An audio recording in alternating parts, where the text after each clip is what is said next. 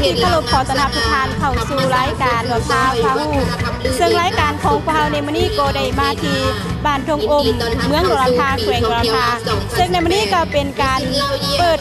งานบุญสวงเฮือประเพณีการสวงเฮือก็เป็นกิจกรรมอีกอันนึงที่ติดพันกับบุญออกพรรษาประบรณาที่มาจากบรรดาบ้านและองค์การจัดตั้งของรัฐที่เข้าร่วมการแข่งขันในมื้อนี้ซึ่งบรรยากาศจะเป็นแนวใดนั้นไปติดตามรับชมพร้อมๆกันเลย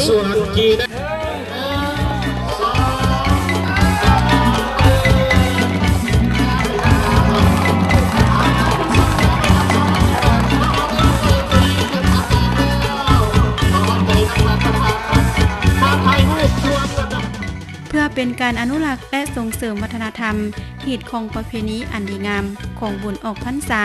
ให้กลายเป็นบอนแลกเปลี่ยนบทเรียนซึ่งกันและกันทั้งเป็นบอนเที่ยวชมด้วยความหลากหลายสินค้าสีไม้ลายมือของประชาชนบรรดาเผ่าในการรักษามวลเสื้อภูมิปัญญาของท้องถิ่นทั้งเฮ็ดให้งานบุญมีสีสันและกลายเป็นงานท่องเที่ยวเพื่อดึงดูดเอาแขกภายในและต่างประเทศเข้ามาเที่ยวชมเมืองดอนลำธาแขวงดอนลำธาให้นับมือหลายขึ้น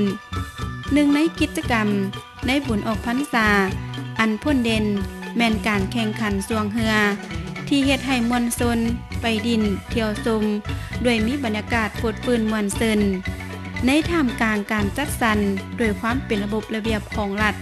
และบ้านเจ้าภาพเป็นต้นแมนการรักษาความสงบของเจ้าหน้าที่ตำรวจทหารและป้องกันบ้านการจัดสรรเขตสถานที่ต่างๆเป็นต้นแมนเขตงานตลาดนัดห้านอาหารเครื่องกินเครื่องดื่มวงดนตรีให้แก่ผู้เข้าเที่ยวงานเขตจุดปล่อยเรือฟาร์มใส่คณะกรรมการเขตกองเชียร์แต่ละภาคส่วนและเขตคณะกรรมการตัดสินเส้นใส่เดี๋ยวนี้เป็นต้น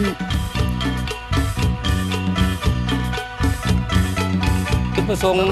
ของการจัดบุญออกพรรษาประวรณาโดยเฉพาะเป็นการแข่งขันเรือสวงในปีนี้ก็เป็นการสวงเรือเพื่อเต้าโฮมความสามัคคีของพ่อแม่ประชาชนบรรดาเผ่าถือว่ามื้อนี้เห็นว่าทางคณะนำของแขวงคณะนำของเมืองและพ่อแม่ประชาชนบรรดาเผ่าทุกเผ่าก็ได้มาเต้าโฮมกันอย่างคับข้าหนาแน่นและก็เบิกบานมวลซืนและก็ดินผ้าอากาศทุกอย่างทุกสิ่งก็ได้อำนวยความสะดวกให้แก่การจัดการแข่งขันเพราะว่าพวกเขาได้มีการก้าเกียมห่างหามานี่เกือบเดือนกว่าแล้วเนาะการแข่งขันสวงเฮือประเพณีในวันบุญออกพรรษาอยู่เมืองดอนลำธาได้ขายขึ้นในวันที่25 ตุลา 2018อยู่ที่แม่น้ำทาเขตจัดสรรส่วนวัฒนธรรมบรรดาเผ่าบ้านแปรเก่าโกงกันข้ามกับบ้านทงอมเข้าร่วมโดยมิทานบุญยีแก้วคุณเมืองห้องเจ้าแขวงดอนลำธาทานนางเวียงพรเฮืองแพงอ่อนเจ้าเมืองดอนลำธามีบรรดาการนำของแขวงการนำเมืองแขกถึกเซินจากบรรดาเมืองภายในแขวงอำนาจการปกครองบรรดาบ้านบริษัทรัฐวิสาหกิจนักธุรกิจนักสีพายเรือสวงจากบรรดาบ้านสำนักงานองค์การของรัฐตลอดหอดกองเชียร์ทีมต่างๆและประชาชนบรรดาเผ่าเข้าเที่ยวรับชมเป็นจำนวนหลวงหลายทานท่องแดงสิทธิชนห้องจำเมืองหลวงน้ำทาสมาชิกสภาประชาชนแขวงประธานจัดงานแข่งขันสวงเฮือประเพณีประจำปี 2018 ของเมืองดอนลำธาให้ฮู้อีกว่าการแข่งขันสวงเฮือประเพณีของเมืองดอนลำธาประจำปีนี้บ้านดอนคุณได้รับเกียรติเป็นเจ้าภาพมีจำนวนเฮือสวงจากบรรดาบ้านสำนักงานองค์การของรัฐเข้าแข่งขันทั้งหมด19 ลำข้าพเจ้าขอเรียกร้องมายังคณะนักสีพายโนที่เข้าร่วมในการแข่งขันนี้จงให้ปฏิบัติตามกติกาและกรรมการก็ขอให้มีความยุติธรรมและก็ให้ฮู้จักแพ้ฮู้จักชนะเนาะให้อภัยซึ่งกันและกันเพราะว่าการสวงเรือนี้นอกจากความสามัคคีก็ยังเป็นมิตรภาพเพื่อสุขภาพและก็ความสามัคคีของทุกๆเผ่าอยู่ในแขวงของพวกเรา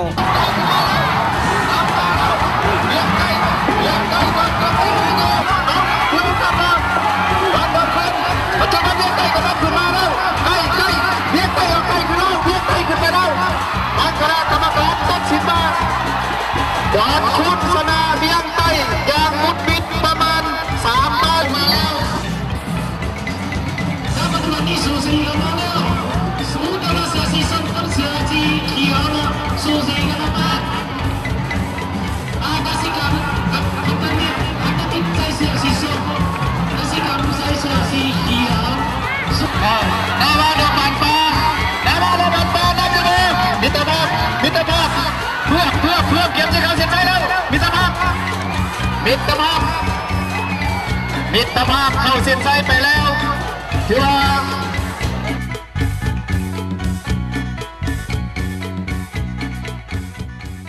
ผลการแข่งขันเรือยาวทราย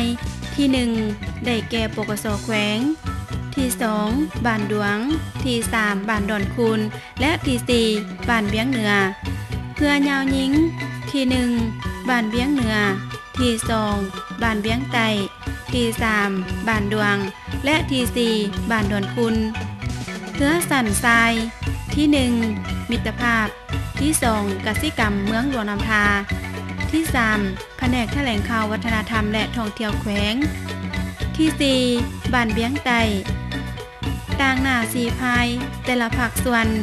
ยังได้แสดงความรู้สึกของตนว่าซึ่งได้ที่ได้เขาร่วมการแข่งขันของปกส.เฮาในมื้อนี้แต่ว่าพวกข้าพเจ้าในนามทีมงานปกส.ผมมีความรู้สึกภาคภูมิใจแล้วก็พร้อมเพียงแย่งหน้ากันความเชี่ยวชาญในการ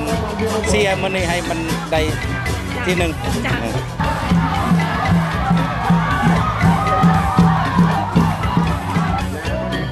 ข้าพเจ้าชื่อและนามสกุลคำจันทร์อินตะแก้วเนาะมาจากทีมงานบ้านทองโอมความรู้สึกภาคภูมิใจในปีนี้คือว่าบุญประเพณีเนาะของลาวเฮา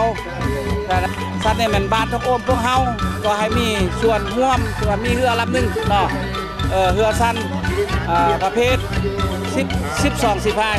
เนาะแต่ว่ามาแข่งขันถึงว่าได้หรือว่าเสียเฮาก็ภูมิใจเฮาก็ภูมิใจดีใจที่ว่าได้เข้ารอบแข่งขันในปีนี้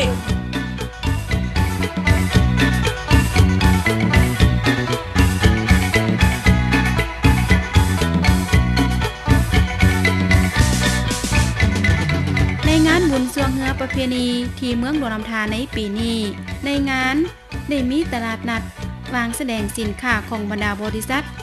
ห้างห้านต่างๆตลอดหอดเครื่องกินเครื่องดื่มบ้างขายและมีวงดนตรีครบงานเพื่อสร้างบรรยากาศในงานบุญดังกล่าวให้เป็นขบวนพดปืนข้าพเจ้าชื่อทองแดงสารประเสริฐห้องหัวหน้ากรมกวดกาศูนย์กลางสำนุมบชนปฏิวัติลาวทั้งเป็นคณะรับผิดชอบโครงการต้านพยาธิวัณโรคของชาวนุ่มเนื่องในโอกาสที่ได้ลงมาร่วมบุญสวงเฮือประจำปีของเศร้าแข้งหลวงน้ำทาก็ถือว่าคณะชาวนุ่มแขวงของพวกเฮาโดยสมทบกับทีมงานของเมืองก็คือสาธารณเมืองได้มาเฮ็ดกิจกรรมโฆษณาต้านพยาธิวัณโรคอยู่ในงานบุญสวงเฮือประจำปีของเศร้าแขวงหลวงน้ำทาสุดที่มีความดีใจเห็นพี่น้องเฮามาร่วมอย่างครบค่าหนาแน่นและก็มีขบวนการที่มวลซื่นฟุกฟื้นถือว่ารักษาได้ฮีดของประเพณีอันดีงามของพวกเฮา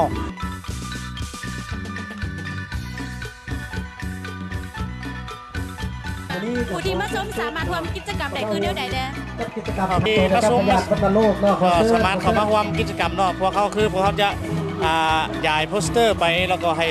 พ่อแม่ประชาชนผู้ที่มาเที่ยวในงานบุญนี้ได้คุณค่าหลังจากนั้นพวกเขาจะจัดกิจกรรมถามตอบแล้วก็ผู้ที่ตอบสามารถตอบจะได้รับของรางวัลไปครับ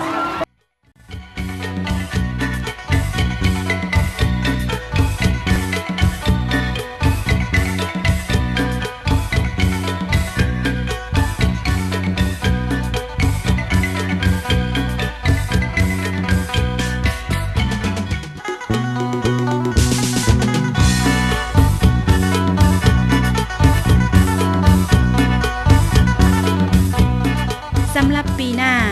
บ้านดวงเป็นเจ้าภาพจัดงานบุญสวงเฮือประจำปี 2019 ของเมืองหลวงน้ำทา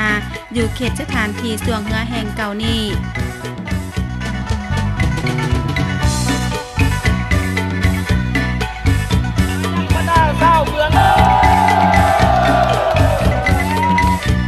ซึ่งท่านก็ได้รับชมผ่านไปกับบรรยากาศที่คึกคืนที่เสียงห้องเซลของกองเชียร์ ที่มีบรรยากาศเบิกบานวันซืนสำหรับรายการของพวกเรามาฮอดนี้กับหมดเพียงเท่านี้ขอบใจทุกท่านที่ให้เกียรติติดตามรับชมศิวิไลถ่ายภาพอนุสรณ์รายงานสบายดี เจ้าเมื่อมีเสียงมีน้องเอ๋ย